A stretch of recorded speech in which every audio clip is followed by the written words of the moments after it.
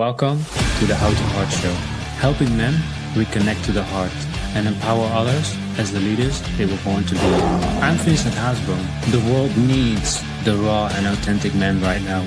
Join us if you're ready to make a change. Hey, what's up, Lions, and welcome to the How to Heart Show, the masculine and the feminine. But today we're going to talk about more about the feminine, because I was really in my feminine when I was, in my youngerhood, my adulthood, in my teens, all of that. I was really in my feminine, and it was really hard for me to be in my masculine. And it took me a long time for me really to be in balance, but really in the yin yang with my masculine and feminine. And eventually I got this amazing guest, Lori Christine. Christine, is that correct? Kirstein, okay. Kirstein. So with Lori Kirstein, and I had such a good connection with her and such a good vibe. And she was actually connected to us, to Robin, that I had an interview as well. It was really amazing. But she recommended me her, and I really felt that we had a conversation. We had a conversation before, and it was so intense. And she opened my eyes about also the feminine side and how women are struggling.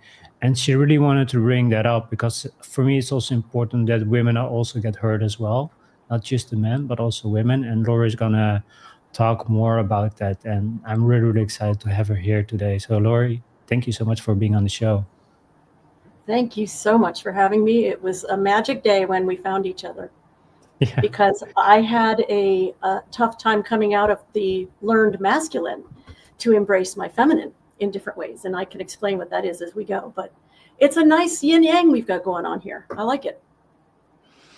Yeah, I was so excited because we were so vibing, and the way we talked, and I had to have you on the show. So Lori, again, thank you so much for being here. So can you share with the listeners in a nutshell who you are and what you do? I am a mad creative communicator. I am a supporter of womenpreneurs. We live in a very different world from men. Men have the privilege, we do not, and it creates psychological, spiritual, opportunity-based, all kinds of limitations that aren't generally seen by men. So it's a wonderful opportunity for me to bring what I do and what I talk about here, because I do coaching and I go live on TikTok. I do all kinds of things to bring this message out that we need the feminine, and it has to be brought forward in very different ways by the masculine, by the men and the women. But the uprising of the feminine is here, and that's my mission, is to be a part of that magnification of the voice and visibility of the feminine and of women in business. Thank you for sharing, Laura. And what was the reason for you? You got so connected to it that you felt like this is really my mission to help people in need. When it comes to being a woman in this world, my recognition very early on, when I was a kid, was that there were certain roles that were expected. And I didn't like the role I was expected to play. My parents were classical musicians. They were known around the world back in the 50s, 60s, and early 70s. And so we had lots of house parties, classical music, people from all over the world. And the women, including my mother, who was really the better musician, in my opinion. They were both world class, but my mother had more heart. She was still the one who was expected to do the woman's things. And I said, that's not okay with me. I come from a place within myself where I just want to be 100% authentic. And that means to be all of me. So through my life, I have gone through feminism, studying of sociolinguistics, which is about how our society shapes what we say, what we believe, how we see ourselves. And I've gone through many iterations of creating a way in which I could finally come where I am now. And I am creating this entire structure under the umbrella of the Womanpreneur Success Codes. There's a lot of feminine in business, and it always is the the ground on which successful business works. And you were talking about some of it before we got on. You were saying, thank goodness I have some help with some of the things I'm doing. That nurturing, that assistance, that's the feminine. Whether it's in a woman or a man, that's the feminine. And we don't tend to talk about it or honor it. Instead, we go, I did this and I did this step and I spoke to this person.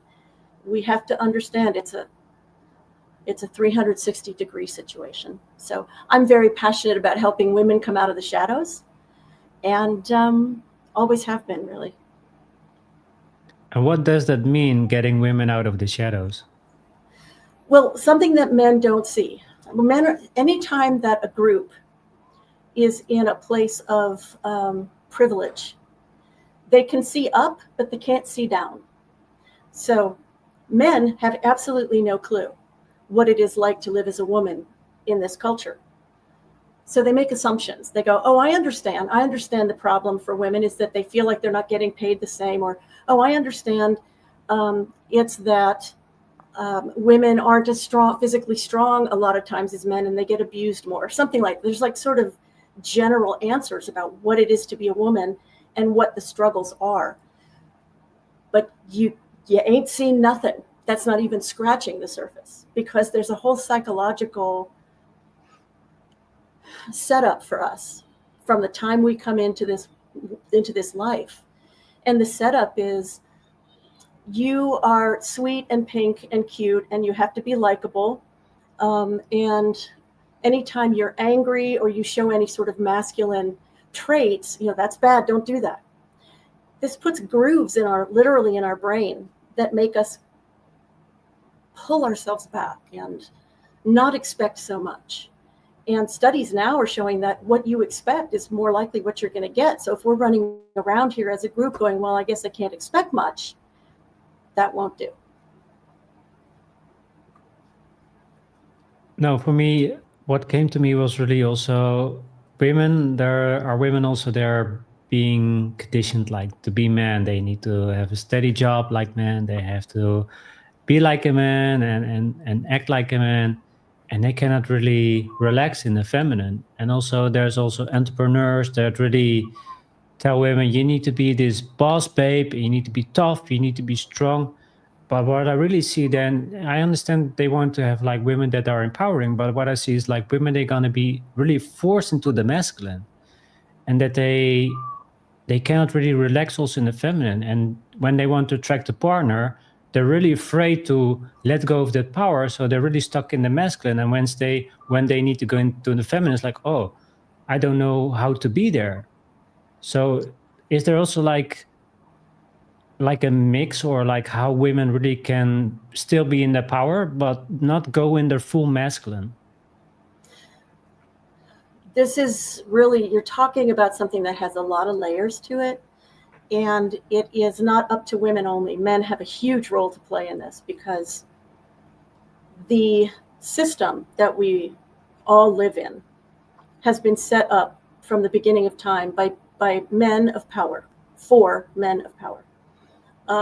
Look back at the history, you will see that this is just the way it is. It was not set up by women or by the feminine. The feminine was actively taken out of religion. It was actively removed, because there is an automatic connection with the divine, with your own wisdom, with your own intuition. And that's very, very feminine. And so that was removed so that we could then apply to the masculine power brokers. Oh, please be the person who talks to God for me so I see if I'm okay. So the male, over all of these many, many millennia, has come to be very comfortable in accepting the privilege of, yeah, I can have whatever I want. I just have to go for it. And not acknowledging the feminine that allows men to go for it. And so what women do is we try to fit into this particular social structure. And so we start holding ourselves to masculine standards in order to be able to do the jobs that, by the way, we want to do. We're not forced to go to work. We want to go to work. I come from the first wave of feminism, and the idea was I don't want to be making food for my husband every day. I don't even want a husband. I don't have kids to take care of. I want to make meaning out of my life. And so I think the question you're asking from my perspective is, what do women need to do internally to stop holding ourselves to what is a toxic instead of a divine masculine standard? And what men have to do is start asking instead of assuming. Start asking us. It's like you just made a statement, women, they think they have to go out and work. We have to go out and work because we need to make money. But the way that work is set up is so toxic. It's not balanced. It's not divine masculine, divine feminine. It's just toxic masculine for the most part. And so we all have to work to come up with different ways of doing things, be really innovative. Yeah, I agree. It's really also the system that we live in is really toxic, and what I see a lot is also women are really being sexualized. So you see them on billboards, and you see them on movies, and you see them on porn, and women are so sexualized that they think about women only as a lust object. And I've been there as well, because I've been addicted to pornography, and I saw women as a lust object too. But once I started to become aware and see that my trauma was really in front of the driver's seat, and that I was so hooked to or wired to see women as an object, I felt really bad. I said to myself, I need to change this. And now I see women as people, as a human being, seeing somebody with dreams, desires. But still, this system is so rigged that they want to make profit from women to sexualize them, and it's so bad, right, Laurie? It is, but also what you're saying is making me think it's not just the system, it's what we have taken in and made sense of for ourselves from the system. So, on the one hand, there is a sense of relief to have you say, I used to see women as sex objects and now I see them as people. There's also a sense of discomfort, because that's like saying to an African American person, a Black person anywhere around the world, I used to see you as an animal, but now I see you're a human being. It's minimizing in a really interesting way. It's still coming from a place of superiority. Instead of saying, I see that we are all people, we all have the same promise, the same limitlessness, the same emotions, the same, but then what are the differences? Because for men, you guys have the whole testosterone thing going on, right? That Yeah, I wanted to mention that. Yeah, but we have it, but we don't have it in the same amounts until we age. Then apparently it gets bigger. Mm. And then we are able to go, I don't really care if you like me or think I'm sexy. I'm going to speak my truth, which is very freeing. Super freeing. And that's what I want. And younger women are doing that now. Younger women are going, look, I'm done with the misogyny. I'm done with all of it. And women, even now, but definitely women from my generation, we were brought up to soothe your egos. We were brought up, we know, we are so freaking intuitive. We can read you before you know you, because we've been brought up to try to be safe around you and to try to maintain our relationship, or if we're in a bad relationship, a very damaging relationship, what can I say so that you don't hit me? We know so much. There's so much going on under the surface. You guys haven't got a freaking clue. And there's a wonderful other podcast. I think it's called the CEO. Do you know this one? No. But there's a wonderful French woman on there who's a psychiatrist and works with people who are in relationship. And she said, when you don't get into a conversation with the woman in your life, you figure everything's fine. She said, it's not. Women communicate. And if you're not communicating, everything's not fine. It's just all this stuff's going on under the surface. So there's two different ways, 9 million different ways that we all operate. And we have to figure it out. We have to start to talk. But we also had this conversation before, Laurie, when it was we talked about that there's a man and his partner, and she asks him to take out the trash, and he doesn't do it, and she gets annoyed, and Mhm. she's not kind of really going to show you, but she gets annoyed, and then she waits for you to do it. She wants to see if you're really the masculinity, the man for doing it. But you take your time, or you're going to sit and play video games, and then she's going to give another hint, and then another hint. She will not say directly, but she will give you hints for you to understand that you need to do it. And also, it clears her mind, and she feels good for her to do her things. But men doesn't pick that up. Why do you think for men it's so hard to understand? Well, it's not really correct, because men, we don't understand women. But why do No, you I think think that men? but why? But why do you think that men cannot see the cues that women give? Also, when you go to a bar, women give subtle hints for you to see she's attracted to you, but men, they don't see it. Is it really because we're so logical thinking and we don't see it, or is it really something like that? no, you're lazy. You're lazy. Lazy, You're lazy. really? Yeah, you're lazy. And every human is lazy. Can I first tell you that every human is lazy? Men, women, we're all lazy. We would rather be in our comfort zones. When it comes to personal growth, we have to fight the laziness. And if we want to grow, we have to actively look for the places where we don't know squat. And then we have to go, I need to learn squat. I need to learn something about this. I need to try to be better than I was yesterday. Not beat yourself up, not like I was terrible. You weren't. But like, I want to be more. I want to be more observant. I want to connect. It really has to do directly to your question with, do you want to connect?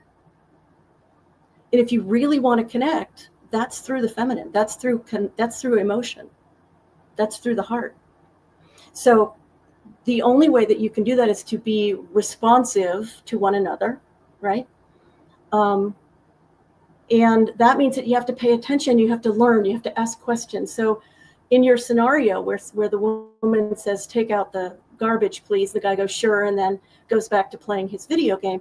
That's probably, if she gets really upset, it's probably not the only time it's happened, right? Like, it's a pattern.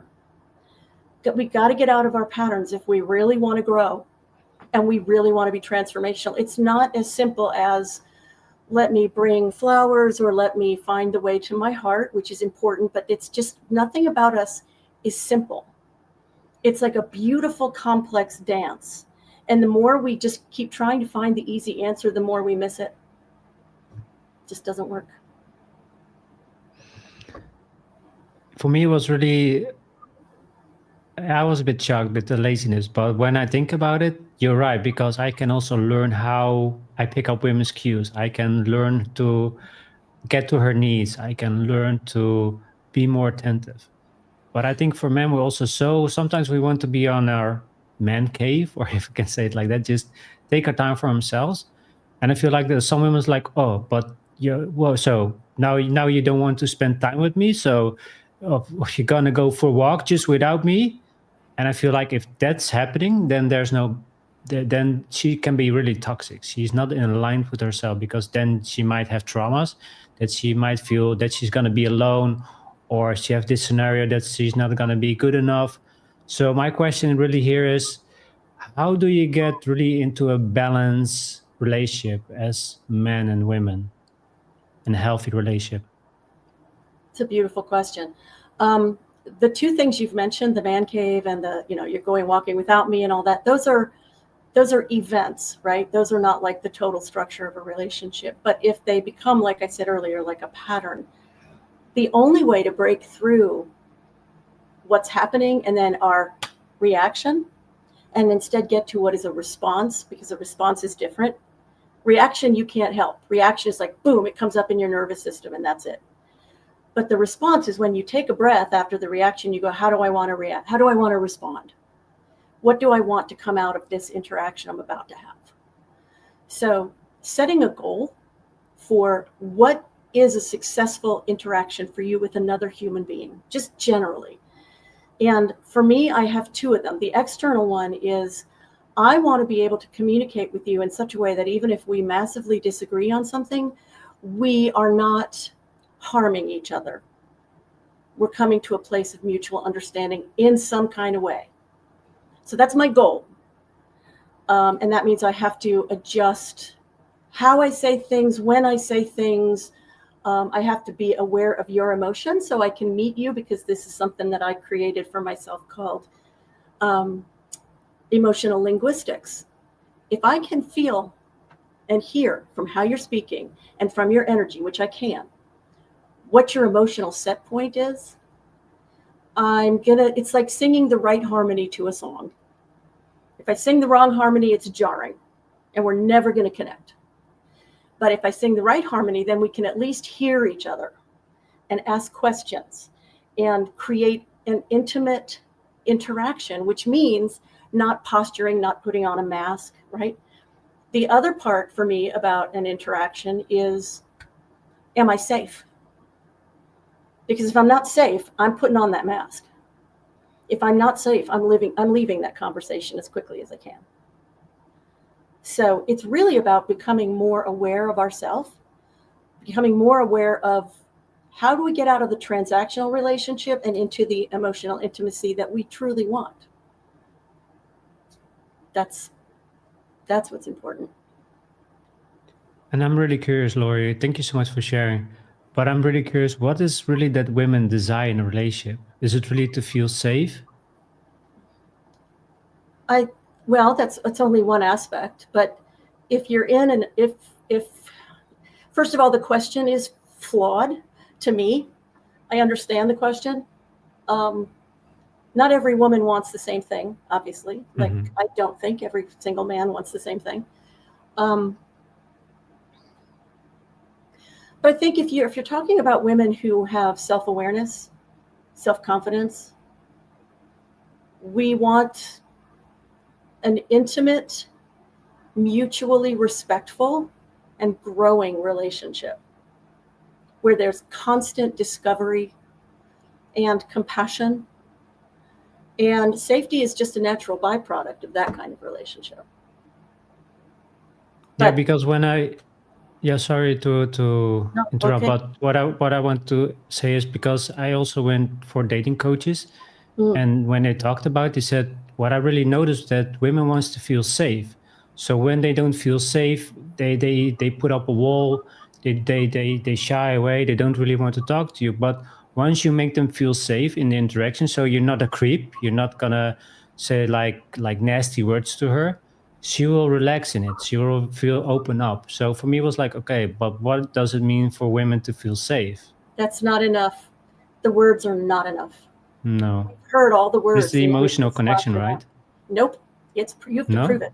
No, you have to prove it. You guys, I'm talking about guys through the ages, okay? But and now too, we've been to the show, we've been bought the flowers and the we've been taken out to wherever, and then we get married and the guy reveals. I know somebody who she got married to this guy after dating him for 2 years and found out the next day that he's actually an alcoholic. Safety comes from truly knowing who you're with. And for me personally, I'm not going to be safe with anybody but a guy who is just dying to grow and break out of the social garbage. If there's anybody out there who's looking for sort of a traditional thing or a place where he can just like take his shoes off and relax, I'm not it. It's not that I don't want to be relaxed. That's not it. But I define it very differently. So trying to be a guy in this culture and take the old paradigm of what it is to be in a relationship is just going to increasingly frustrate you, because it's not. We are fully formed humans who are now going, I'm tired of soothing your ego. Your ego's your problem, not mine. I'm not going to dull my dreams so I can take care of you. I'm not going to take the back seat when I do something at work and it's fabulous and my boss goes, that was my idea. I'm going to step up and go, no, it isn't. That was my idea, even if it means I get fired. So that's it's changing. So we are all in a massive time of incredible evolution, and it's going to test us. But I think the center of it is the connection, because under all of the male, female, under all of that, we're all souls. We're all energetic beings who want to connect and love and rise and grow and enjoy. Like, this is supposed to be a really cool life. And, we're struggling. A lot of us are struggling. I totally agree with you, Lori. And I also remember I had a conversation with you that for me, I really love to be connected with women now, because in the beginning it was all porn and was consuming me and just rotting my mind. Mhm. But now that I'm more aware, or fully aware, I can say I'm more aware than I was before. But what I really love with women is that I can just have a walk with them and just go into deep conversations, or just sit on the couch and talk for hours and hours, or be in bed and just cuddle and just be with each other, feel each other. But now it's just lust, just I know. getting our needs outside of ourselves, and we just need to look for sex so we feel good. But for me, that's not it. I am a teddy bear. I really love to cuddle, and I'm getting Me more too. excited if yeah, I'm getting super excited just to feel her, just to smell her. If she Oh has my, cologne on, it's like, wow, it's yeah. so magical. Oh, it's very erotic. Yeah, Erotic doesn't really have a whole lot to do with penetration. exactly. It really doesn't. I mean, from having come out of the whole porno thing, that, I mean, they get us to thinking that's the whole thing. And it's like, it's just basically a cherry on top. The rest of it is is the hot fudge sundae. Yeah. It's amazing. You can't have a relationship where the only thing you do is have sex all the time. So I never understood why there's all these men out there going, well, she's not attractive enough. What? And so, like, there was a guy once, I was living in California. The guy looked like, what's his name? Groucho Marx. Do you know who Groucho Marx was? No. No. So there were four brothers, the Marx brothers. And Okay. go look it up on YouTube, because they were hilarious. They were so talented. And they did Okay. all these movies, the Marx brothers movies. And Groucho Marx was not a handsome man. He wasn't disgusting or anything, but he wasn't, Brad Pitt or whoever you want to choose. And there was a man I met who looked a lot like Groucho Marx, but even less attractive. And he turned to me in the middle of kissing me and said, I don't know why I'm attracted to you. I usually like supermodels. And I looked at him like, and who are you? Are you Paul Newman? Are you Brad Pitt? Like, no, you're not. I didn't say that, because we've been trained. Let me preserve his ego. Not every woman is like that. As some women will be like, who the hell you think you are? But that's not who I was a good 20 years ago. So, yeah, Interesting. really And interesting. I so, think, yeah, it's not good.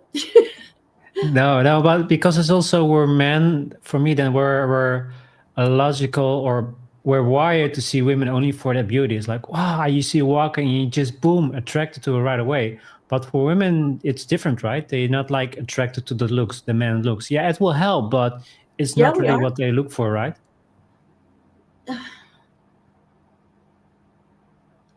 All right. So that also speaks to privilege. So the man thinks that that's all he needs to look for, and he can find that and he'll get it. Yeah. It's always the looks. Every dating coaches, when you talk to guys, it's like, oh damn, she's so hot, but Do you they know never what that look. does to our self-worth? Can you think for a second? Really ask Sorry, yourself, what? what does that do to our self-worth? That Yeah, that's not kills. good, because It's you only it's look at the looks and not who you are as a person. also because we have no idea what anybody is going to think of us. We then compare ourselves to those literally Supermodels. non-existent, yeah, well, the supermodels. And that's like, I think it's like 1% of the Yeah. population is actually built that way. They didn't diet, they just were born that way. That's the way their bodies are. So we could diet until we died and we'd never become a supermodel, so give that up. But also all of the things on the sides of buildings, things on the sides of buses that are these women, these images of women who are slim and white and young, and they've been airbrushed. The images have been airbrushed. And in fact, there's not even a woman that exists like that. That's not even a real woman. They take the eyes from one woman. They take the lips from a different woman. They take the body from another one, and they create these images. And then we're out there going, I have to be just like her. We're messed up. So when we start to get out of that, when we start to realize this is a losing game, and we're just beating ourselves up every single minute of every day. I'm not pretty enough. I'm not thin enough. I'm not tall enough. I'm not short enough. I'm not white enough. I'm whatever it is. And it goes through our minds all day long. I'm telling you, all day long. When we finally get out of it, then the real question arises for both us and men. Who am I? Who am I? Not what are my prevailing beliefs or fears, but who am I? Who is the real me? The one that came out of the womb. Who is she? What are her qualities? How does she want to have her quality of life from those qualities? And I want men to do the same thing. And I want men to support us in doing it, because we have not been supported by you guys. You guys have just taken all of the privilege and haven't asked, how is this for you? In this world, how is this for you? Not because you should have known, but I think now is the time to start asking those questions. What happens to you emotionally? What happens to you psychologically? Ladies, what's going on? And it's very difficult. What I'm saying to you is this is tough stuff, right? Like to actually be able to share your real feelings with somebody and to be able to ask and be open when you feel defensive. That's hard. And that's the work I want to help people do. Because it's and so you're doing important. such amazing work, Laura, really. Oh, thank you so much, Vincent. That means a lot. Yeah, the thing is also we are being conditioned and wired to see women just as slaves, really, because like you said, when you go when you go into in a relationship, the woman takes care of the man. He may fix dinner. He will take care of the children. So I understand that you're fed of it. It's like I want to be my own person. I don't want to be just cleaning up his stuff so he can sit on the couch, grab his paper or watching TV or soccer, and I can just clean the house for him. Like I'm not gonna do that. But you see, it's still there. Still, women are being moved towards that. So I agree what you say here. Yeah, it's a big problem, because if you have a real relationship where you are partnering, you have something where both people go, okay, let's sit down and figure out what would really make each of us feel honored, respected, joyous. And let's make our lists or whatever, and let's talk about it. And let's see where we can match. Let's see where we can support each other and where we're going to have to bend some, or where it's just non-negotiable and we're going to have to find our own answers. Like, let's make this a real partnership. Let's make this. I mean, this takes a lot of work, right? Like, this is a big deal. But the rewards are that you get to be seen and to see somebody for who they truly are. And you get to see your own bull, and you get to start to let it go.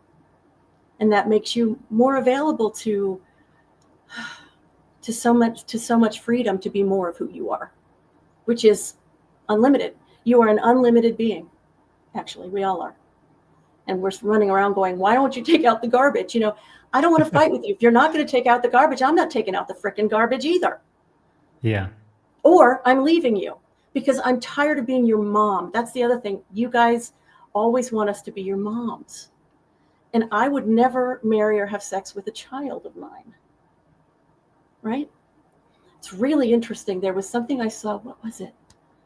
It was some clip from a movie with John Hamm. And he was talking to his mother. And she said to him, oh, honey, she says, so you want all of the benefit and none of the responsibility. Mm-hmm. She said, hun, there's only one person on earth who gets that deal. And he said, who, the president? She goes, a baby. You're fighting for your right to be a baby. and I'm sorry, but that is the truth. That is the sociological truth. So for women, we have to stop playing by the old rules. We have to get strong enough within ourselves to go, listen, honey, you're not taking out the garbage, and instead you're effing off over here in the corner. And because we've talked about it, that it smells, I don't like it. It takes 2 seconds. I don't understand. It's bothering me. Could you please respect me by taking it out? It'll take you 10 seconds. And if the guy's like, I don't really care how you feel, then you know you are not in a healthy relationship. It gets very, very simple if you look at it from, have we communicated? Do we understand each other to the best that we can? We're never going to be perfect. And then, are we respecting and caring for each other, or are we repeatedly going, I really don't care? Because whether it's you or it's me, we're going to have to walk away from that relationship that is saying to us repeatedly, I really don't care. I'm more important than you are on every front. We don't want that. Men don't want it. Women don't want it. We don't want it. You know what's interesting? When you were sharing this story, I had it a couple of months ago. I was in my hometown and went for a walk, and then I heard a couple yelling at each other like, "You're doing this," and and what I heard was, "You're not listening to me," because I was hearing, "I'm saying something to you, but you're not listening to my needs," and the other one was like, "Blah, blah, blah," and the other one was the same. "I'm telling you something, but you're not listening to me." And that's something that was really hard for me to really become aware and listen. I'm a good listener, but really listen really good what other people need, and really it's really a skill. We never been taught. So Right. when we start in a relationship, we never been taught how to be in a relationship, how to respect each other, communicate. So now we have all these battles because we don't know how to efficiently talk with each other. So that's what I've seen with my own relationship. I only had one, but it was really toxic. But it was also the same, the communication. I wasn't communicating with her and she wasn't communicating with me properly, because we're also on the um, the fear, because I was afraid of leaving her, of letting go, and Oh, I was yeah. afraid of that she would leave me, and I was constantly, we're both in fear. But I never really sit down with her. Okay, how are we gonna do this? How are we gonna fix this? And say, okay, if this is not gonna work, we need to separate. I have to take the responsibility for a man, for the relationship if it doesn't work, and say, okay, how are we gonna do this? Mm-hmm. Because she will not do it. So I have to take responsibility and see what is going to work for us. And maybe she will tell me, well, things are not going so well, so maybe it's better that we let go. But we always end up in fighting instead of really talk about how we can solve it in a nice, in a healthy way, right? 100%. And you said something really interesting. You said a lot of things that are interesting in there. And one of them was trying to get to somebody's needs, trying to meet their needs. And quite often we don't express our real needs, right? True.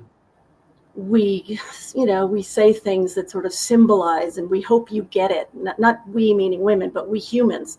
We say something and we hope that the other person we're talking to will just sort of figure it out or get it. And communication, I like to say, is the most important art form that's not taught. Because communication is not just the words you say. It's the emotional energy that you're putting out. It's the expression on your face. It's your body language. It's the intuition about where the other person is. Like there's so much to learn from when it comes to really looking deeply into who another person is. And I can tell pretty easily when I look at another person where they are emotionally in that moment. Just because I've been doing it for so long. I've been looking at that for so long. And they'll be saying one thing and they're feeling another. And so I know they're lying. They're not deliberately lying to me, but they're operating on two different levels. And when you're doing that in a relationship, there's a problem, because whatever's under the surface is going to come out. And so it's something's under the surface. And here you are, Vincent. You're like, I'm trying to respond to what you said. And she's under here going, yeah, but what I really need is. So like those people that you heard arguing, I'm sure they heard the words coming out of their mouths. But it's, what do they mean? What is the human need underneath all of that? I mean, I still have the places I get hung up. Like in relationship, I still have some of those patterns of like, don't say it, you'll piss him off. Don't say it, he'll leave you. Don't say it, you'll leave him. But at least I'm now at a point where I can see it, I can hear it in my own self, and I go, I'm going to freaking do it because I don't want to be operating in the dark. Does that make sense? Yeah, absolutely. Because I was also doing the same. I was waiting for the right moment to say it, or I was waiting until she is more having a nice day, or she feels comfortable, but not in the moment. I wasn't When I felt it, I wasn't saying it. So my question to Lori before I forget is, why do you think we're not honest in a relationship? Why do we think we're hiding answers? Is really the fear of breaking up, or you want to avoid conflict? Well, can I ask you the same question first, and then I'll tell you my answer? Because I'm kind of Okay. fascinated to hear yours. Okay. So what do you think is the main thing that stops you, if you want to make it personal, or men, or all of us?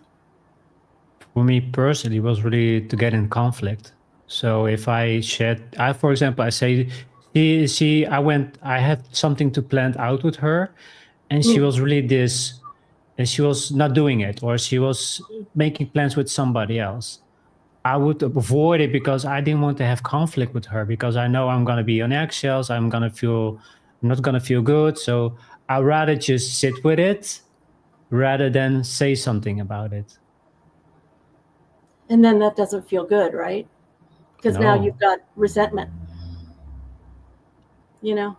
And Um, and also when I keep it to myself, she doesn't know how I feel. So if I would tell her in the first place or in the beginning of the relationship, sometimes I heard people, "Oh, I've been so long with her and I wanted to say this to her, or I waited so long and she doesn't change. Why didn't you say it in the first place?" "Oh, I don't know, because maybe it wasn't the right time, or something. I don't know. And I learned really now that if something is on my chest, I have to say it right away. I'm It's off my chest, but she will also know how I feel or what is bothering me. But for me, it was always avoiding, so I won't have conflict with her, and just maneuver myself around it. And like you said, get resentment and be angry. It's like, why is she not doing this? And I told her so many times, instead of telling her like, hey, this is how I feel. We need to talk. oh, I've been there. I've been there, and I've been there. It's a human thing. It's not a woman man thing. It's a Yeah. human thing. And it's a beautiful question. If you go deep enough with it, you're going to get some really interesting answers. Like, this is true for all of us. So like, if I go, okay, I'm with this guy and I don't want to confront him. The next question to myself should be, why? Okay. So let me see. I just don't feel like, I don't feel like I'm going to win. I'm just going to have to give up anyway. Why bother? Why do you feel like you're not going to win? So you keep going, why? Why do you feel like you're not going to win? And it's probably going to get down to some place within me where I'm going to either have to admit I'm not using my power, or that this is not the right relationship for me. It's going to be one or the other. That's simplifying it to death, but just as an example, but it's pretty much like that. Because if I can make the changes within myself, and I find that the other person is not willing to grow and change and experiment with me, it's not going to work for me, because I know me enough to know I'm a growth machine. I'm always growing and changing every day. And so anybody, as I said at the beginning, anybody who wants a traditional relationship should run far away from me, because I'm not going to be able to provide that. No, I agree. For me, it would be the same. I wouldn't feel like good if I just put my legs up and she just put the vacuum cleaner under my feet and give her like a tap on the shoulder, like, "Hey, you missed the spot." It's like, that's that's so rude. And I for me personally, I cannot do that. For me, it just if we're in a relationship, we do this together, or we're not in a relationship at all. It's like, it's not just me and not just you. If we want to do it together, we need to work together, grow together. If there's something on our minds or whatever, talk to each other and look for solutions instead of look for anger and resentment. It's not so hard, but because of fear or shame, or we never been taught to ask for help or to talk about what we need or our problems, then we just gonna avoid it Yeah. and complain with other people instead. We need to talk to each other about it. So I Mm, totally agree with you, Lori, really. that was beautifully said. I want to print that out and put it on a wall somewhere. That was gorgeous. Yeah. That was great. But you know, Laura, you know what's funny? Even though I haven't had much relationships, even though I don't have the experience, I understand. And I feel like that's what men needs to go to understand, that they need to open up and not close themselves up and share really what they feel in the moment, and don't wait until you're on the 2 year line of the relationship, because it will grow bigger, the resentment, and then you have more conflict and problems. So for men, it's also what I've learned is really to share it right away. Don't wait for it. How is it with women? Actually, I'm really curious. When women have problems, it's really okay. Now I need to talk about, or they have subtle ways that they gonna show it to the man. As I said earlier, actually, it really depends on how much self-confidence Mhm. and how much autonomy that we have. Because we have been so socialized to see you as either our children, got to do for him, got to make him comfortable, got to, whatever, or as somebody who we're supposed to be afraid of, and we're looking for that equality in terms of we're both humans. So stop acting like you're all that, because you're not. You're just another human like me. Stop thinking you're so much better because you have a penis. It's not true. Like let's just sit down and have a conversation as spirits having a human experience, because that's what we are. We just happen to be born into these different kinds of bodies. Okay.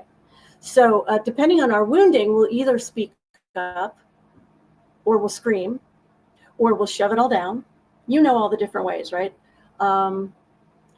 Or we'll go away and we'll think about the fact that response we had was really not acceptable to ourselves. Like, shit, I didn't say what I really felt. And then we have to do the work.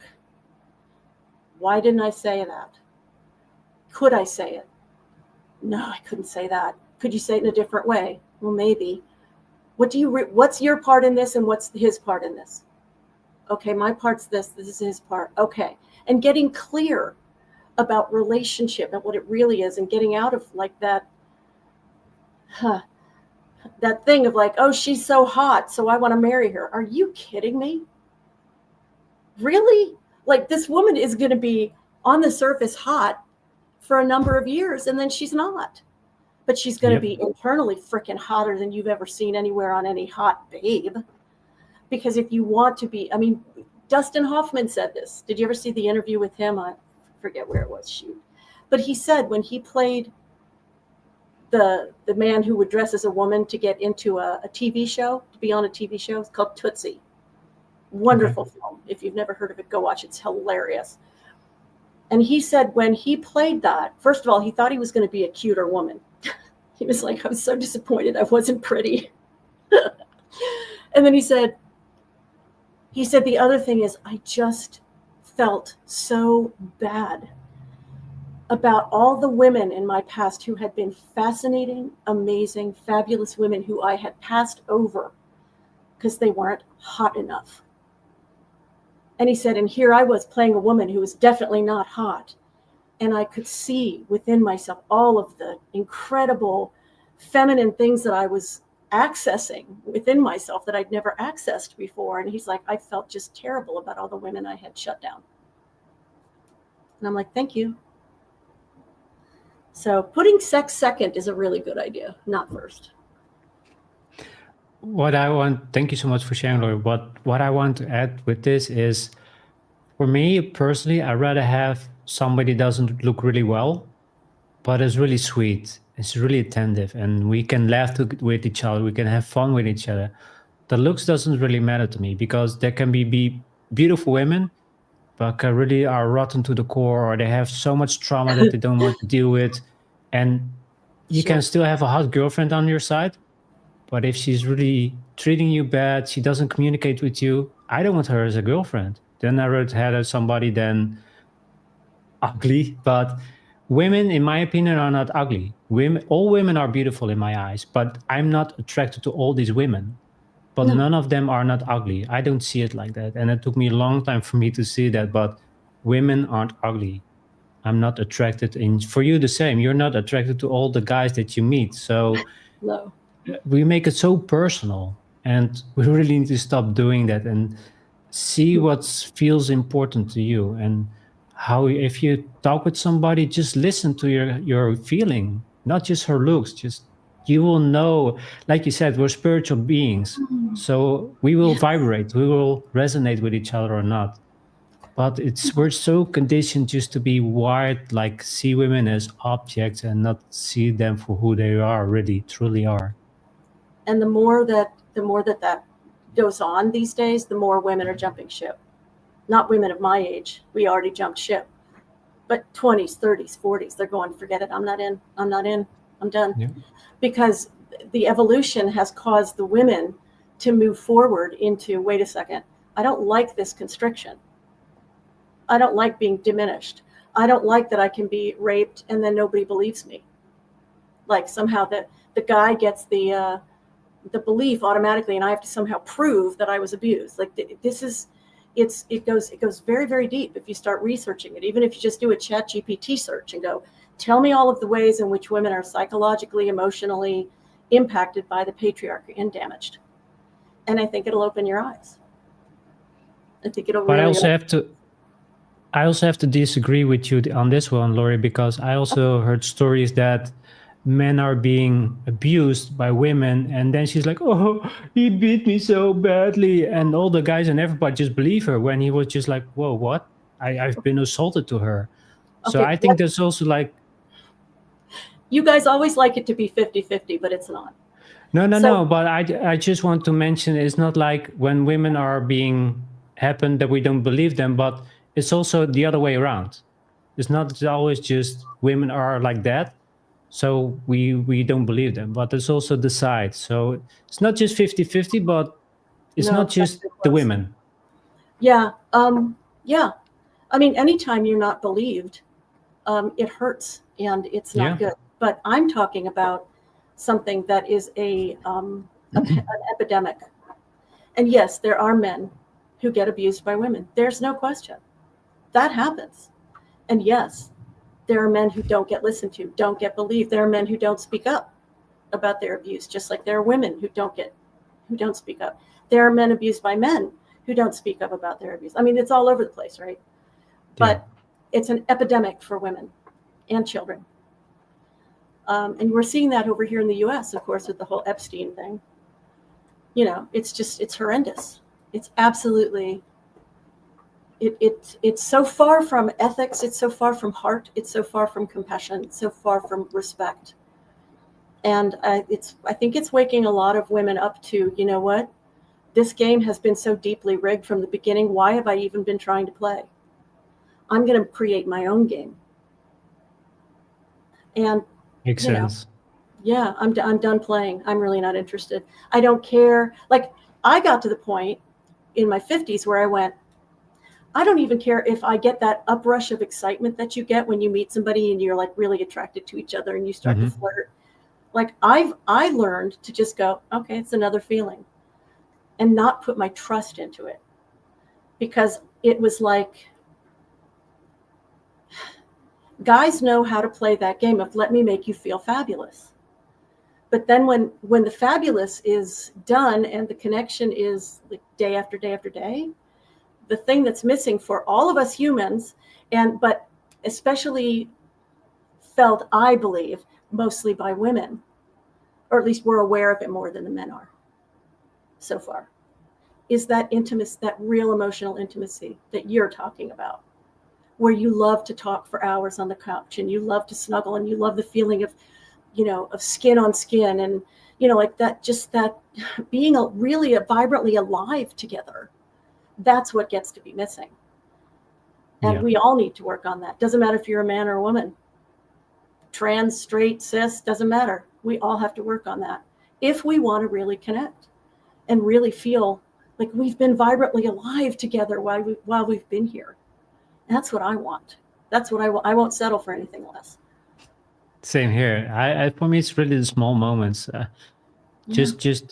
Just seeing her laugh. I visualize it. Just seeing her laugh and giggle and just having a good time and see that she enjoys time with me and I enjoy time with you. It's the best feeling for me. But It is, isn't it? And seeing like the sparkle in their eyes. yeah, Oh, seeing really the beauty of who she really is. Just even though if she's shy, you talk with her and you see her open up. It's really beautiful, really.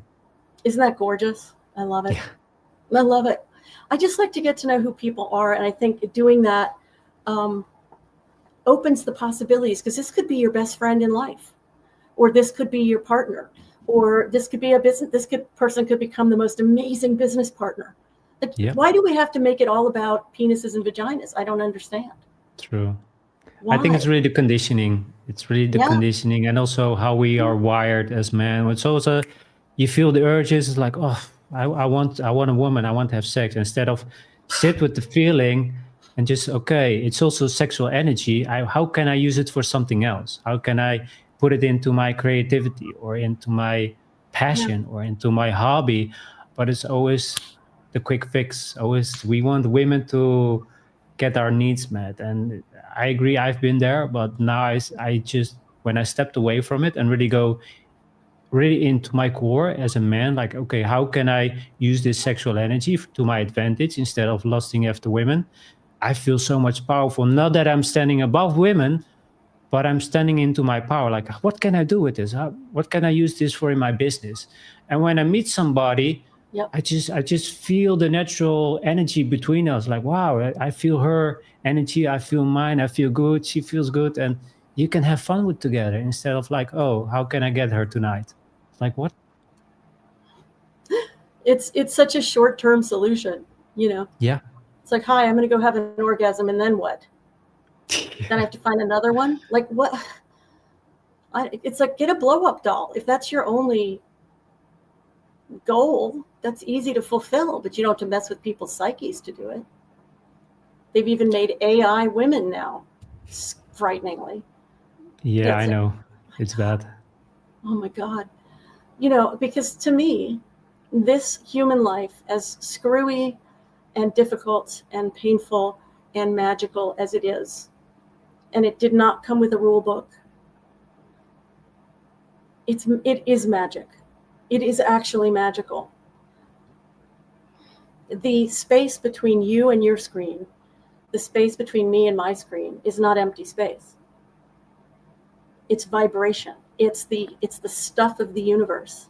It's the pure positive energy that takes our emotional positions that we're just putting out without even meaning to. It's our vibrational settings. It takes them and it brings more possibilities, and it pushes away others that don't match it. It's like a symphony. And the thing we don't realize is that, as a first thing. And the second thing we don't realize is that we can actually start to shift the notes, if you will, that we're putting out. We don't effort at it. It's not an efforting. But I call it the 1% solution, because it's about teeny tiny feminine steps. Teeny tiny. And it's about the connection between you being emotionally honest about what really feels a little better, what feels a little worse, and then choosing which one, little tiny step, and then also clearing the mind of all of the garbage. Oh, women are just good for sex. Really? Would you say that about, if you had a good mom, would you say that about your mother? Wasn't she good for a few other things? You know, there's a lot. I mean, you know, I don't know. I never even asked the question, what do men want? Because to me, given the nature of the relationships I had, which was never very good, I'm not blaming the men for this. I'm just saying my relationships were just not chosen well and acted well. You know, I did the best I could, but oh well. But it just kind of boiled down with the system, the society we're in. It was like, well, what do men want? They want sex. I'm really not here to be a vagina. I'm here to be Lori. And the vagina is part of Lori, but it doesn't come first. So it's an interesting interesting time we're living in, because we're redefining all of those roles. And I really appreciate you for the work you do. And I appreciate you for being so willing to converse about stuff like this, because I think it's critically important and beautiful. So I thank you very, very much. You too, Lori. To be honest, this is a really intense conversation, because this is something that I usually don't talk about, but also it's really intense for me, because I will bring up things and you'll bring up things, and we're not really fighting, but we can disagree, but still I respect you. It's not like, oh, Lori, what the hell is she talking about? How does she know? I'm a man, she doesn't know. But I respect your way and you respect my way. But it doesn't mean I learn from you. I take, oh yeah, she's right. Maybe you can do this for my next relationship. Or yeah, I can change this because I don't feel good about this. So it's all about being aware about yourself, aware about your partner.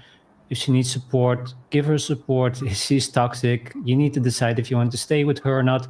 But it's really also have self-respect. Like if it doesn't work well, it's fine. If you're really, Laura, if you're really like, say, Vincent, what are you talking about? You're not listening to me. It's like, okay, Laura, you know what? Let's just end this conversation. I don't care anymore. But it's important also to listen to each other. And I'm learning so much from you. And you gave me so much different perspective. So also for you, thank you so much for showing me more ways of learning, and also see it in a different way, becoming more aware, but also how I need to not really look at women, but how I can connect with them better. How can I do things different than I did in the past? So I think that's really important, not just blame myself because I didn't know any better, but what can I do now in this moment? What can I do now for my future relationships or my future girlfriends or partner or business partner or lover? What can I do just to make her feel seen instead of just see her as an object? And I think that's really important for men, just see women for who they are, truly really beautiful creatures. Women, and find out who they are, right? I was thinking of the word responsibility as you were speaking. Yeah. You know, we all know the word responsibility. It sounds like hard work and stuff like that. But if you change the word and you put it into two words, response, ability, the ability to respond. This is when you bring the feminine and the masculine, the divine feminine and masculine together. When you sit and you receive information. What's the perfume she's wearing? What is the emotion that you see on her face?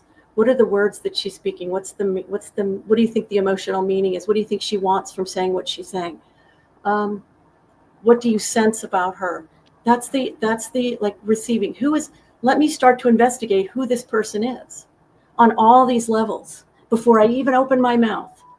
And that's all the feminine. And then when you choose your response, that's the masculine. So it's inspired, which is the feminine, and action, which is the masculine. Like, oh, she likes this, she does this. Okay, now, also I need to receive, what do I want? Do I like what I'm seeing? Do I like what I'm receiving? Do I need to protect myself a little over here? Or do I feel open? Or, it's a dance.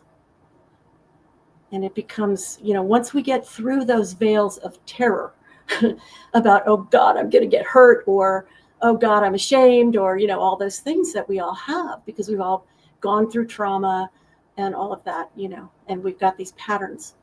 Once we get through the realization, once we get through the fear that we won't survive, and we survive the becoming a little more intimate and open with somebody, at first it feels like, oh my God, like somebody's blown oxygen right up into your nose. And you're like, what's going on? And then you get used to it, and you've got a whole new sense of yourself as being bigger and more flexible and more heartful. It's really powerful, or really just what you shared here. It's really from the heart and really powerful. And thank you so much for really this powerful conversation. Thank you too, But brother. I appreciate you so very much. absolutely. What really came to mind, and I had this question in the beginning, was how was it for you to live your life as a woman? Because I live my life as a man, so I cannot really understand. But help me to understand how it was for you to live as a woman in your life, and what do you see how women are living right now? I love that question. Um, the word that came to my mind immediately and keeps coming is imposter. Hmm. We're trying so hard. We try so hard to fit into the rules, spoken and unspoken, that will make us acceptable, likable, attractive, sexy. Um, these are limited. These are very, very limited definitions of the whole of who we are. It's like saying, here, I want you to be 5% of who you are. And if you come outside and do 6%, you're going to pay a price. And sure enough, we pay a price.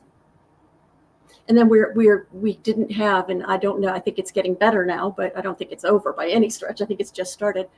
We just didn't have anybody teaching us. And we still don't have enough women teaching us the right way to look at who we are. To understand that the masculine and feminine, the divine masculine and feminine, are the parts of us, each one of us. And it's time to activate. It's time to ask a lot of questions and activate, because a lot of my life was just me living as an imposter. I was not me.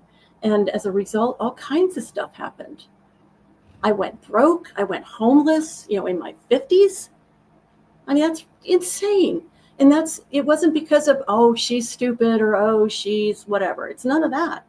The things that happened to us, drugs, being addicted to pornography, like all of it, being addicted to sex, it's all because we don't have ourselves. It's really it's that basic. It's not simple, but it's that basic. We're too busy trying to match up, like, oh, I need to go get the money so I don't have to be homeless, or I need the money so I can buy a boat, or I need a woman so I can look good when I go out, and so I can go, God, she's the hottest thing I ever saw. And these are all passing elements. They don't fill us. And so I think for women, we get a double dose of it, because there are, let me see, how does this go? There are 40% of the businesses in the US are started by women. 40%. We get 2% of the funding. Okay. CEOs in big businesses. I think there's maybe, I'm going to be wrong about the number, so anybody look it up and be sure that you can find the right number, but it's something like 5% or 8% are women and 92% are men. It's not by accident. It's not because men are so much better than us. It's the system, and it's the way women are seen. It's the way women are held down. And then we have to, if we want to play the game, which I never did, just because I wasn't built that way.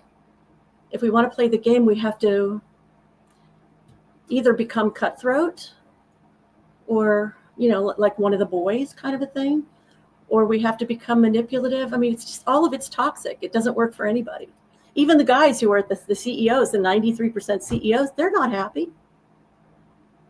They're working themselves to death. They don't have their feminine. They're not happy. They have all the benefits of the money. So when they suddenly have dementia, they can be taken care of for the rest of their lives. But, that's small comfort when you've been miserable your whole life. It's just, it doesn't work for any of us. But it's just that by the time women retire, because we've been paid less our whole lives, we have less money to retire on than men do.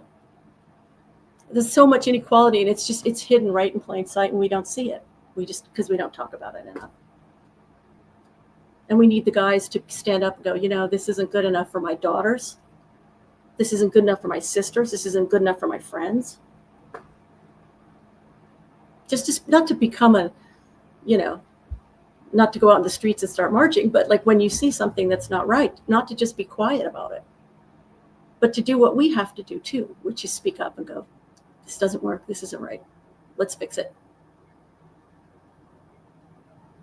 Wow, that's really powerful, Lori. Thank you so much for sharing. But also, what really came to mind was that the roles also for men are being so feminized, so Are they're they? not in their not yeah.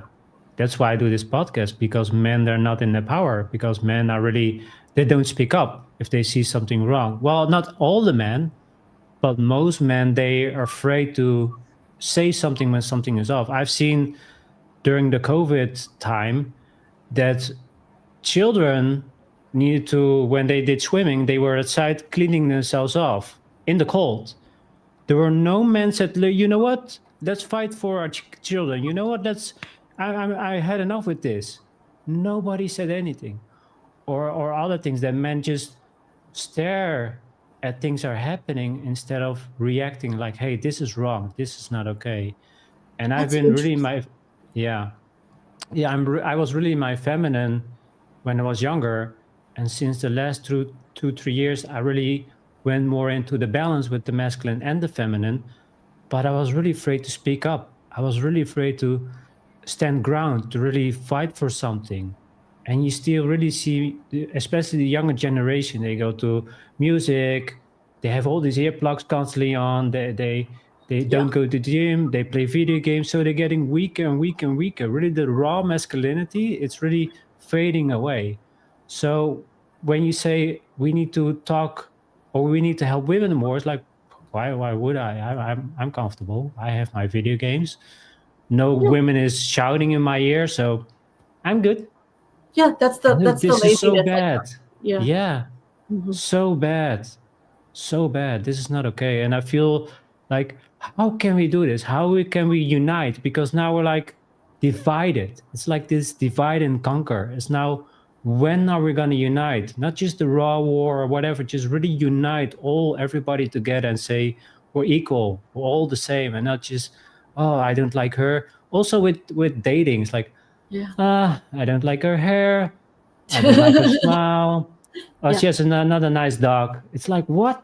You don't even know her. You just Right. only on Right. her looks and what she does. For me, the same. Sometimes I've been on dating apps and she doesn't respond.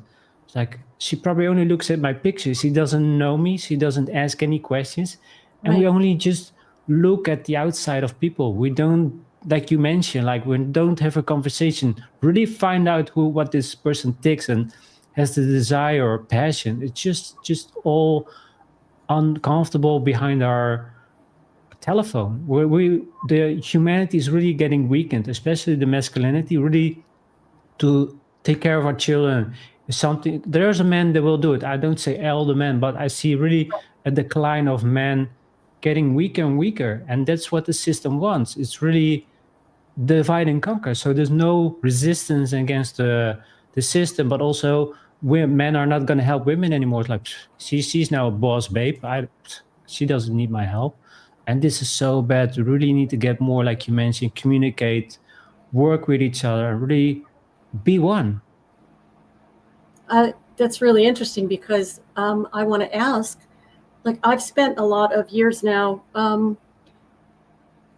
trying to parse out what is the feminine. Aside from the social stuff and aside from the sexual Mhm. stuff, what is the feminine? And so I'm busily putting that stuff together and being fascinated with that. And I think it'd be awesome if you put together what is the real masculine? What is that? Like, um, for me, it was those, to boil it down, it's the two words. It's inspired action in one sense. It's like the inspiration from the Mhm. feminine and the action from the masculine of me.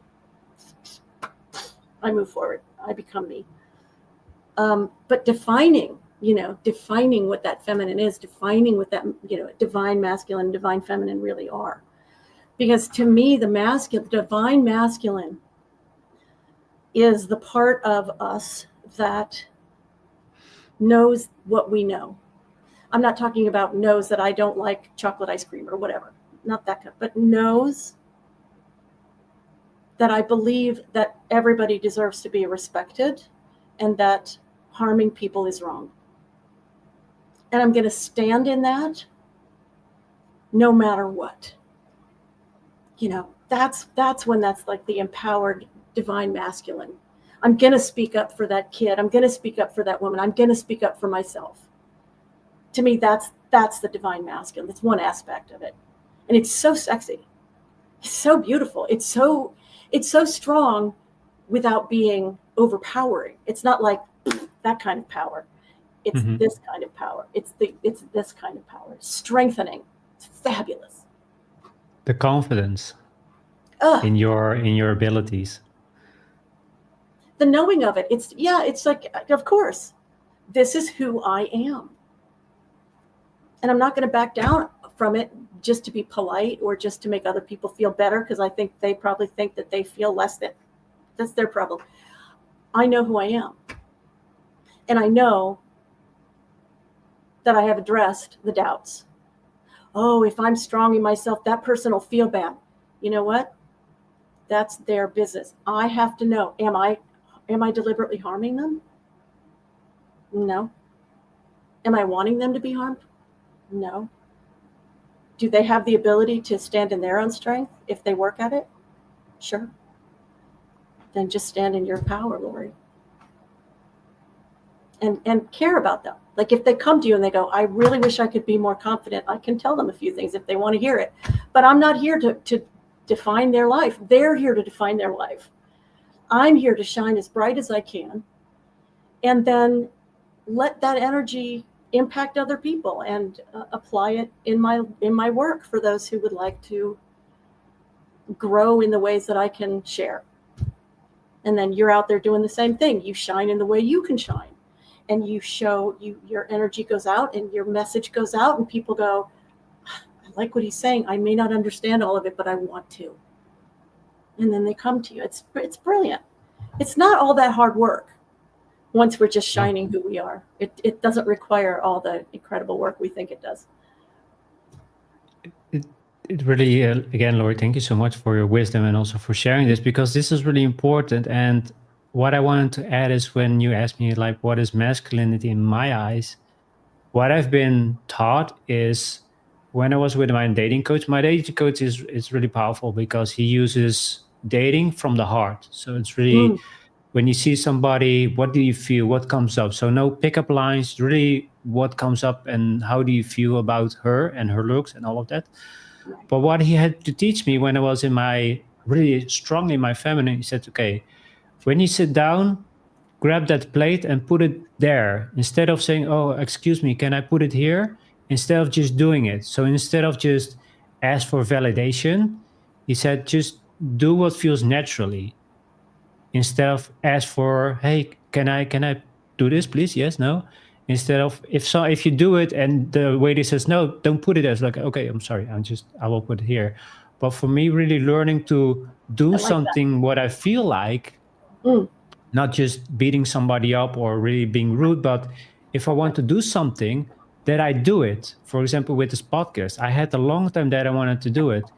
It's masculine power for me, like you said, taking action. So taking those action steps, that's really in my masculine.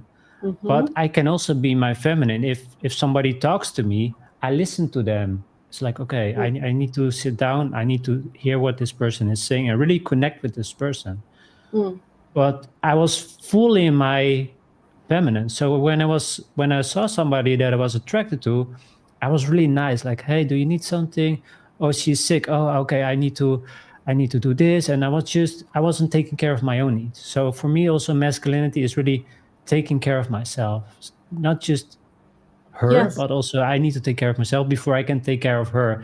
So I think it's really, like you mentioned, the masculine and the feminine is really the power, really the powerful action steps. And don't ask for excuses or, hey, can I do this, please? It's really doing it. And if men feel they want to do something because it's important, they have to do it. But it's also like you mentioned in the system, we need to raise our hand for asking questions, or we need to do something in school instead of I want to feel something or I feel something, I want to do something, but I don't do it. I'm waiting for this green light for other people for me to do it. So for me, that's really the masculine, really taking action and really do go for what you want instead of what other people are telling you need to do. And life becomes so much more fun and really cool. I love that. Yes, life does become much more fun. Much more fun. And I've lived most of my life in the unfun. So the last 3 years I've come into fun. I'm not leaving. I'm in the fun. Absolutely. Yeah. Because Lori, again, I can talk to you for hours and hours and hours, and I really enjoyed this conversation. But Me too. I had a question about Yeah. can you really tell us about the divine feminine and masculine? Because it's something that we all have it, Hmm. but it's really something that we overlook because men think they only have masculine energy and women don't think they only have feminine, but it's not the case. So can you guide us more about the masculine and the feminine divine energy? Well, if you think about it like an in breath and an out breath, you can't just take an in breath your whole life. You have to breathe out. You can't just breathe out your whole life. You have to breathe in. It's a balance of energies and behaviors and um,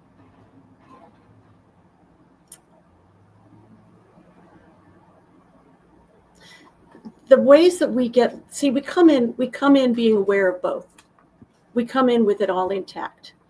And then we start listening to the social stuff and the stuff our parents or the people who raise us are giving us, and we start to limit ourselves and limit ourselves and limit ourselves, and we go from being this unlimited ball of energy into like fitting into this thing and putting the grooves in our mind of the things we think over and over again, um, and that's what gets us into thinking that we are ever just one thing.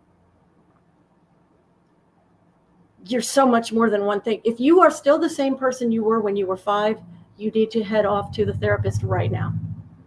You're not the same person. You're not. You are, but you're not. Like your center, the who you are of who you are doesn't change. Like the one that comes in that is a sociopath, just is a sociopath. That's hard. That's hard. You come in though, let's say you come in and you're a gentle soul.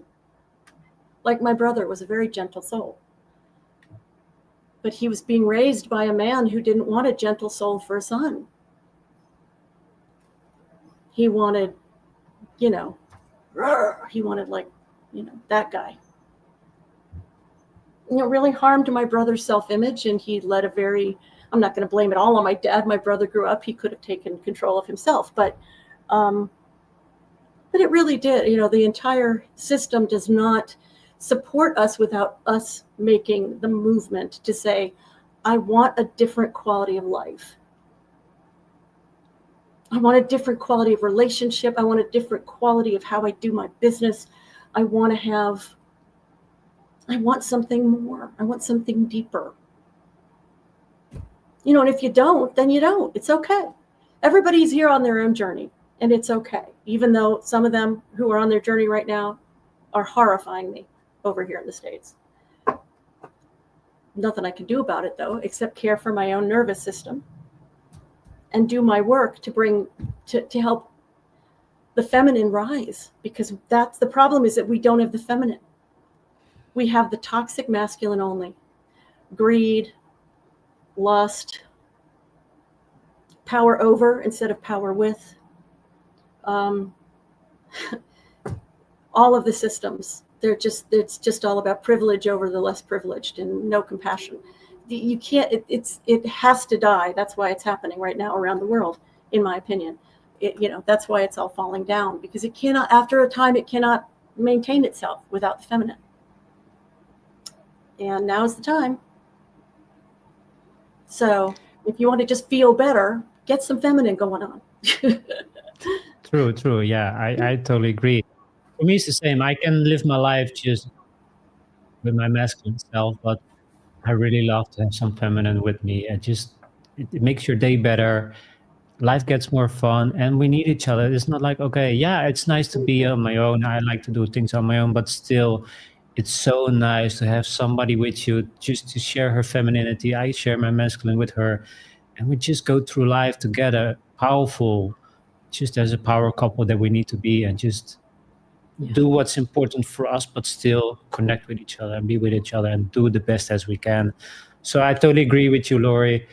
And yeah, I'm so grateful for what you do, because it's like you said, it's not enough for us having this conversation. It's really for the people that are listening to this, really start becoming aware what's happening around them and see how women are suffering and struggling, but also for men, and how can we work together as one and say, how are we going to do this? How are we going to have the masculinity and the feminine work together as yin yang? And how can we not put women into boxes and see them as lost subjects like most men do, but really see for who they are and the power? And I wanted to say to you, Lori, for me personally, I see women more powerful as men, because women can make babies.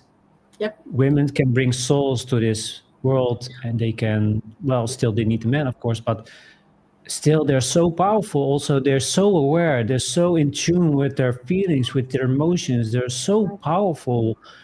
And as men, we think we're bigger arms, we have more masculine, and we can think we can dominate. For me, women are still always stronger than men, because they're emotionally and mentally, it depends, but really emotionally stronger than men. So and it's also funny when you hear sometimes say, when men do stupid things, like that's the reason women live longer. There's So there's a book yeah, go ahead. that I want to mention to you. It's called The Natural Superiority of Women. It was written in the 1950s by a man Okay. named Ashley Montague. And it is very scientific, actually.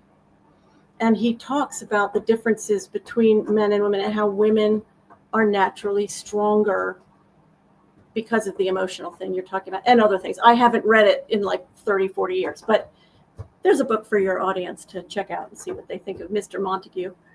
Yeah. Okay. Interesting. Yeah. So my second final question that I want to ask you, Lori, is how is it important for men and women to start healing the traumas and really become back to the source of who they really are?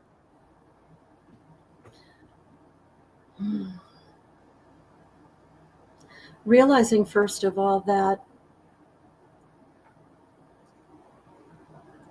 everything, the quality of our lives comes from us, not from outside of us, is a big thing. Once you realize that that's the case, emotionally, energetically, vibrationally, and think of it in terms of like, let's say you walk into a room at a party and you immediately go, this is great, I can't wait to get in here. Or you go into another room and you're like, ugh, you can't even take a step in there. You're like, I don't want to be here. That's energy. That's the combined energetic soup of the people who are in that room at that time.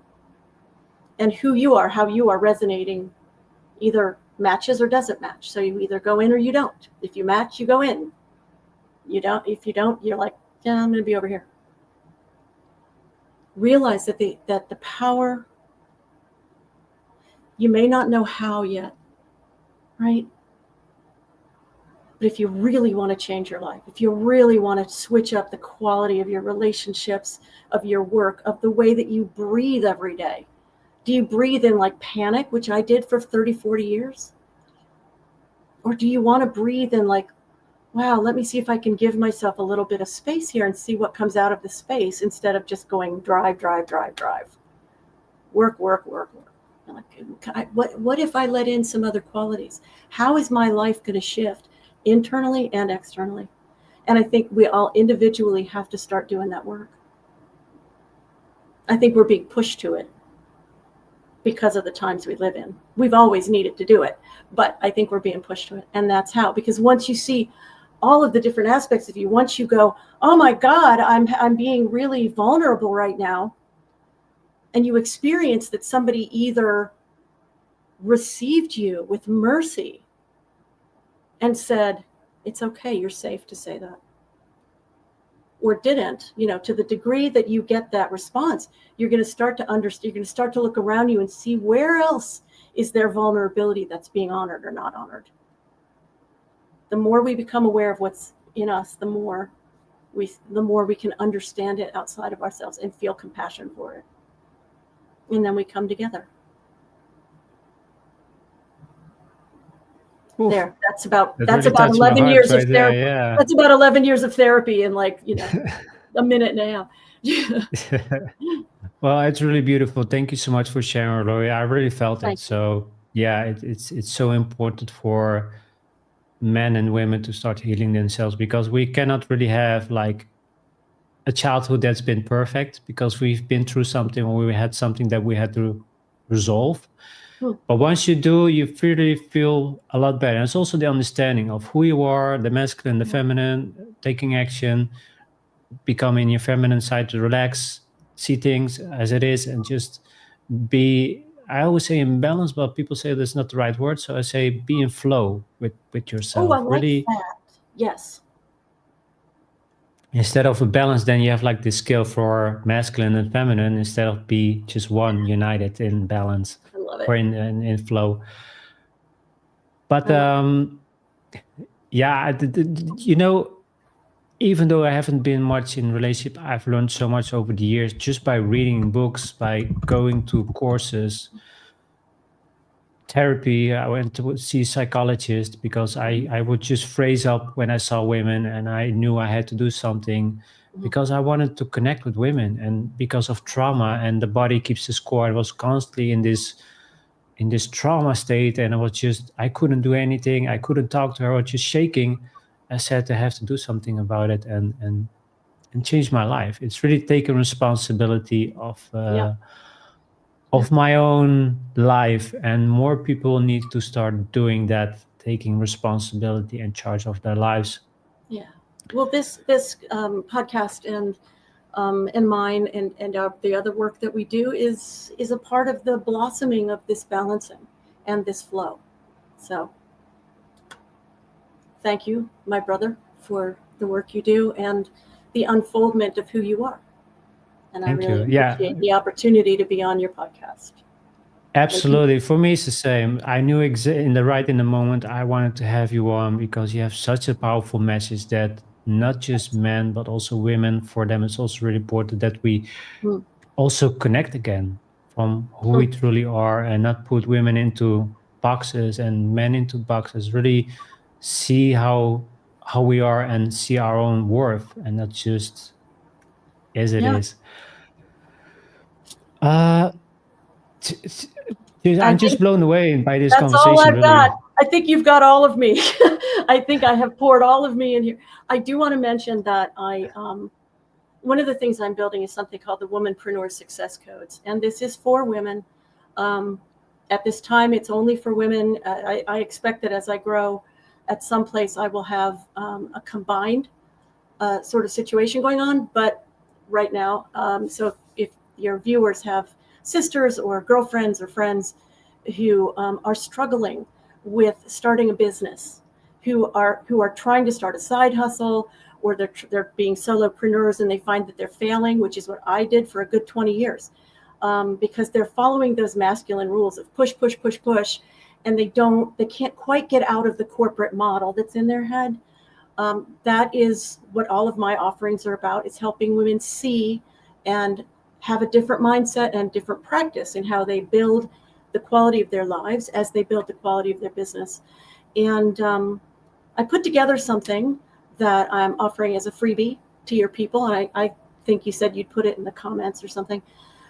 But I know when I started, and true. still as I go along, I wanted software. I know it seems pretty basic, but the basics are what builds your business. You're talking about building on a stable platform. And so I put together a document for people that is about free and affordable and upgradable software, so that it can grow with you, but you don't have to have $1 million to get started. You can have nothing to get started. And that's great. Wherever you can save money is a good thing. So Thank you for sharing, Laura. Actually, I wanted to ask you about your business as well. So maybe we can dive a little bit about that as well. So can you share what you do as coaching or as an entrepreneur? Yeah. So there's everything that I do is about empowering the feminine in business. So I even have tarot for personal and business badassery. That's what I call it. I'm on TikTok 3 times a week live. And I also do readings for people. So if you're saying, should I be restarting my business? Should I be, is this the right business? Does this business match who I am? You have questions about decisions that you're making. That's when people will work with me one-on-one, because I use tarot as a way to connect you to you.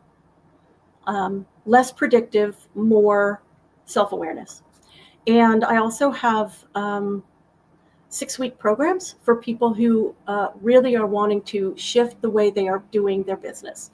They're like, the way I've been trying, it doesn't work. I need to start over, and I actually need to work one-on-one with a coach. So there's that option as well. I do a lot of different things, so it really depends on what point is the woman at. Is she at the place where she goes, I'm just too really confused? Is she at the place where she's like, I love what I'm doing, but it's killing me? Is the woman at the place where she's like, I think what I'm doing is fabulous, and I know my next step, and I'm afraid to be visible. So it's all about growing women's ability to come out, have that self-confidence, and do it in a way that nurtures themselves instead of kills themselves, as we've all been taught to do. So you can go to goodbyegoodgirl.com, or anybody can email me for more information at goodbyegoodgirlproject. I'll put that in here. Goodbyegoodgirlproject at Gmail.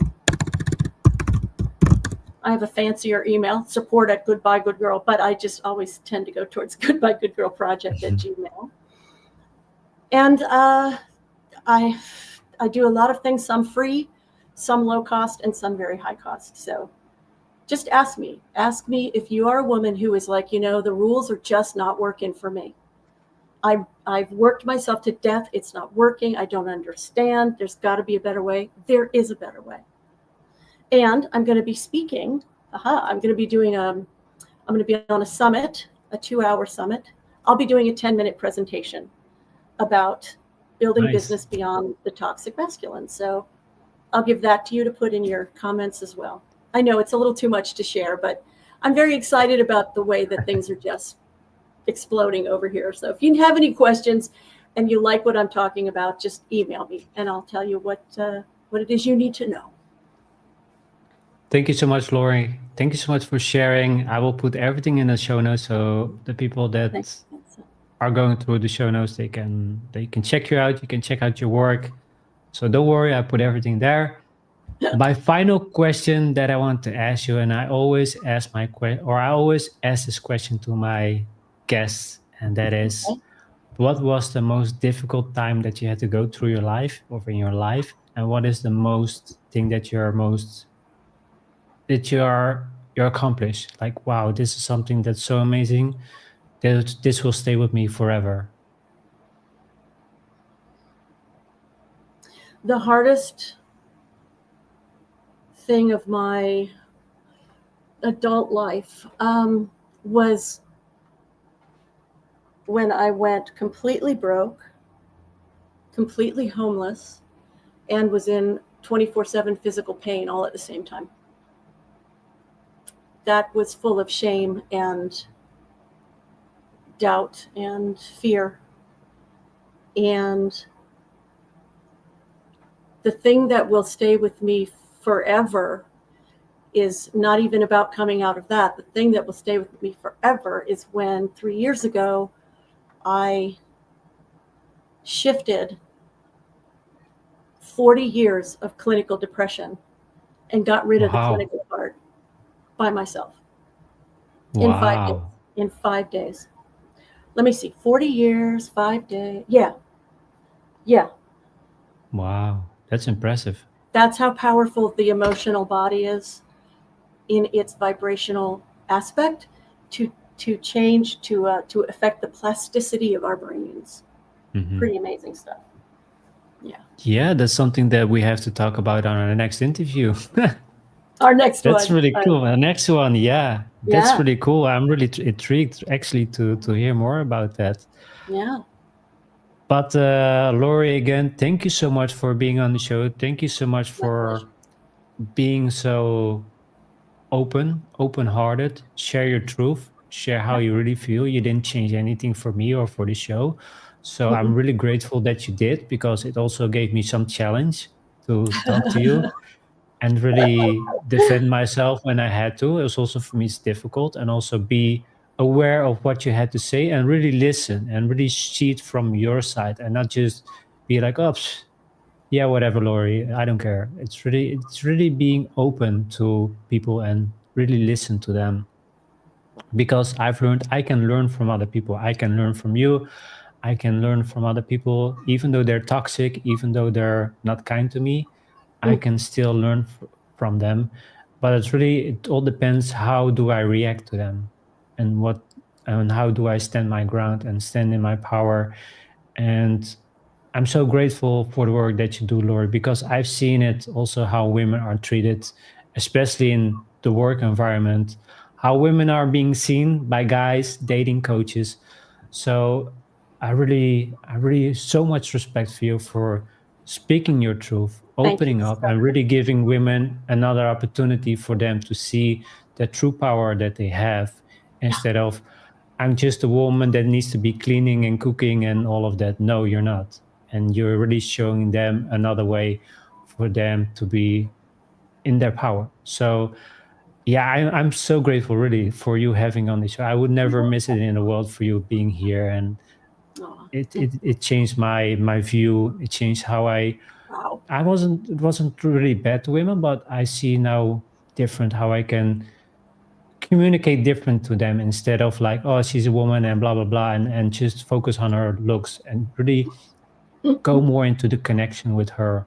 Yeah. And you really taught me to really see women for who they are, and I will Well, never forget that. So thank you so much. It's been an honor. So thank yeah, you. It's been that's an what I honor. wanted to say. Thank you. Thank you. That's deeply meaningful to me. And you will be on my podcast soon, as soon as we find a good time. Awesome. Absolutely. So is there, before we're gonna go off, is there something you want to say or share? I think I'm going to go have to listen back to all of this, write it all down, and publish the book. I mean, Cool. no, I think everybody has everything they need, and we're good. I We're agree. good, Vincent. Thank you. Absolutely. Well, again, Lori, thank you so much for being here. Guys, thank you so much for being today here on the How to Heart show. It was an exciting episode. I really learned a lot from her. We gave a lot of value that you can take with you, and especially not just take it for yourself, but also share it with others, so they can also make that change and really blossom as who they are. Yeah. So yeah, it was really powerful. I really enjoyed it. I learned a lot from her. So again, guys, thank you so much. Like and subscribe to the How to Heart show on YouTube. You can also follow me on social media, where you can see my latest posts and my journey as well, what I do. And yeah, this is really what I meant to do, and share the truth and really show people that there's another way to live than to live in fear and shame and I'm not good enough. And Lori is, Yeah. she's been, how can I say, she showed us how it can be done in a natural, healthy way, and also with the relationship. That was really powerful. That's something people need to go back to and check it out. So yeah, again, Lori, thank you so much, guys. Thank you so much, and yeah, I wish everybody the best. Take care, and I see you soon. Bye. Bye.